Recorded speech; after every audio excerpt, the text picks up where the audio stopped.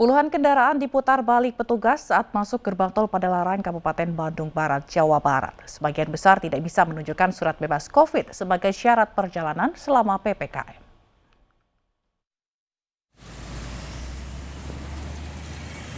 Aparat gabungan dari kepolisian dan Dinas Perhubungan melakukan penyekatan di depan pintu masuk tol Padalarang Timur, Kabupaten Bandung Barat.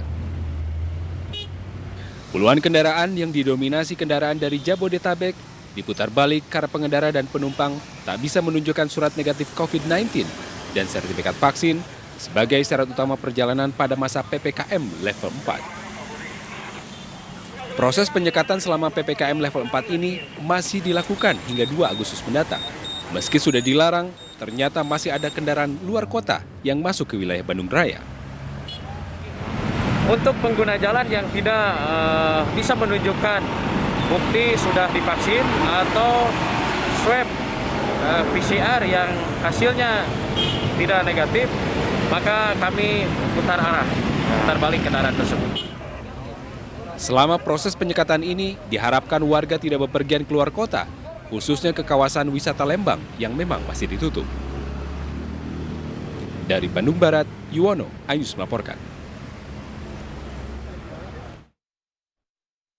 Ada sanksi baru bagi pelanggar PPKM di Tangerang Selatan, Banten. KTP elektronik warga akan diblokir jika melanggar aturan PPKM level 4. Berbagai cara dilakukan agar warga menaati aturan PPKM, mulai dari sanksi sosial, administratif, hingga fisik.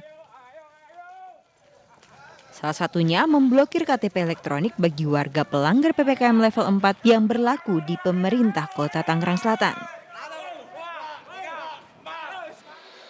Pemblokiran KTPL yang dimaksud bukan menutup seluruh nomor induk kependudukan, tetapi menghindari warga nakal yang mengajukan ulang pembuatan KTPL dengan alasan hilang. Padahal sedang ditahan petugas karena melanggar aturan PPKM level 4. Arti kalau masyarakat tadi misalkan membuat lagi KTP dengan melampirkan keterangan hilang dari polisi, ya jangan diproses. Karena tidak hilang, KTP-nya sedang dalam proses penyitaan Satpol PP. Dalam masa tertentu, warga tidak bisa mengurus adminduknya, KTP-nya terutama. Sanksi pemblokiran KTPL bertujuan memberikan efek jerah sehingga warga tidak kembali melanggar. Keputusan pemblokiran KTPL oleh Dukcapil Kota Tangerang Selatan berdasarkan koordinasi dengan Satpol PP. Kebijakan ini telah berjalan dan beberapa nama sudah masuk dalam catatan. Dari Tangerang Selatan, Banten, Nunung Purnomo, iNews melaporkan. Menteri Pariwisata dan Ekonomi Kreatif Sandiaga Salahuddin Uno menanggapi aturan makan 20 menit di tempat makan selama pemberlakuan pembatasan kegiatan masyarakat level 4. Menurut Sandiaga, aturan tersebut harus dimaknai positif bagi pengusaha kuliner dengan melakukan gerak cepat terhadap konsumen yang ingin makan di tempat.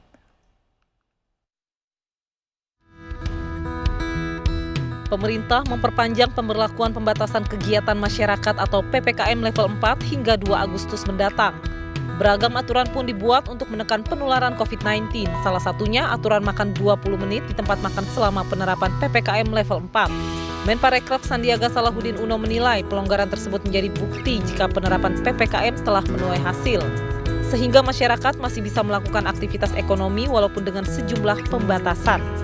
Memang banyak yang menyatakan, iya, susah sekali untuk memantau ini dalam 20 menit. Tapi ini adalah pesan yang jelas bahwa kita harus bergegas sehingga para pelaku usaha itu menyiapkan makanan-makanannya lebih cepat sehingga tidak berpotensi menghadirkan kerumunan, dan juga para pelanggan untuk seandainya harus mengkonsumsi karena waktunya sudah waktu makan, mereka melakukannya dengan penuh kehati-hatian.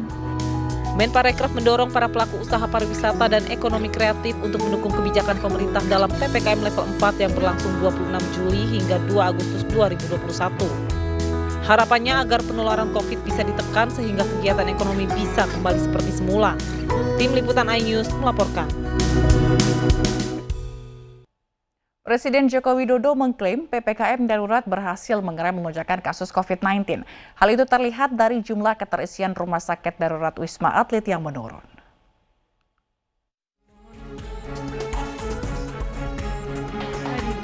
Pemerintah mengklaim penerapan PPKM darurat Jawa Bali yang dimulai 3 Juli 2021 berhasil mengerem lompatan kasus COVID-19 di Pulau Jawa. Hal ini disampaikan Presiden Joko Widodo saat membagikan bantuan Presiden Produktif Usaha Mikro di halaman Istana Merdeka Jumat kemarin. Menurut Presiden, tingkat keterisian di Rumah Sakit Darurat Wisma Atlet sudah menurun menjadi 38% yang sebelumnya hampir penuh. Saya melihat angka-angka tadi di wilayah-wilayah di Pulau Jawa sudah mulai melandai turun pelan-pelan. Tetapi yang di luar Jawa gantian naik. Inilah memang varian Delta ini penularannya sangat cepat sekali. Presiden juga menjelaskan kasus COVID-19 di Indonesia sempat melandai pada Januari hingga Mei 2021. Namun ia tidak bisa memprediksi akhir dari pandemi ini. Dari Jakarta, Tim Liputan iNews melaporkan. Meski diklaim mampu menurunkan penularan COVID-19, hasil PPKM level 4 belum maksimal. Pemerintah diharapkan melanjutkan PPKM darurat sambil memberikan bansos untuk masyarakat. Rata kan masih sekitar 60%, 70% ya. Ini masih cukup banyak juga, walaupun saya akui turun dari sebelumnya yang di atas 90%. Ya, dan kami mengharapkan bahwa ini akan terus turun supaya pelayanan kualitas of care atau kualitas pelayanan kepada masyarakat juga akan lebih optimal kalau jumlah pasiennya terus turun. Saya juga merasa bahwa pemerintah ini buah si malakama ya. Kenapa? Karena kalau terus ini diberlakukan PPKM ini, tadi kan sudah banyak yang menjerit dan kita juga banyak mendengar bahwa banyak orang kehilangan pekerjaan, tidak bisa mencari nafkah, akhirnya katanya mungkin akan kelaparan atau berada di situasi yang tidak menguntungkan. Ini juga kita prihatin. Oleh sebab itu, nih kebetulan Pak Ali Ngabalin, kalau memang ini akan diperpanjang, tolong dong itu bansosnya dilancarkan dan kalau mungkin ditingkatkan. Ya memang mungkin pemerintah akan keluar lebih banyak uang, tetapi untuk kedepannya, untung kedepannya itu jauh lebih banyak. Dan bansos-bansos itu sudah berjalan, dokter, sudah berjalan jauh sebelum tanggal 3 kemarin. Itulah yang sekiranya ini memang perlu terus diinformasikan ke ruang publik agar regulasi ini tetap berjalan, kemudian harapan pemerintah juga agar kita bisa tetap disiplin pada protokol kesehatan, tetap di rumah, kemudian dibatasi dengan persentase-persentase yang ada.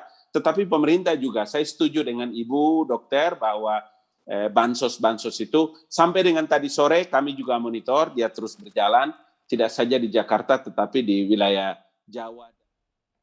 Interpol resmi menerbitkan red notice atas nama Harun Masiku, mantan politikus PD Perjuangan yang menjadi buronan KPK.